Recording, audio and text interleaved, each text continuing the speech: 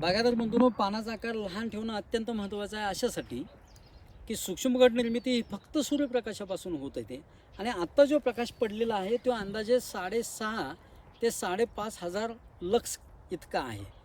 सांज वात आहे, म्हणजे दिवस मावळतीला गेला आहे. इतका जरी सूर्यप्रकाश आपल्याला दिवसा पडला तरीसुद्धा पुरेसा होतो.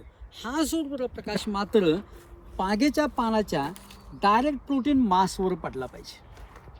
हे जो प्रोटीन मास म्हणजे डोळा आहे ना, त्या डोळ्यावर पडला पाहिजे. ह्यासाठी बागेची काडी अशी सरळ दिशेला पाहिजे.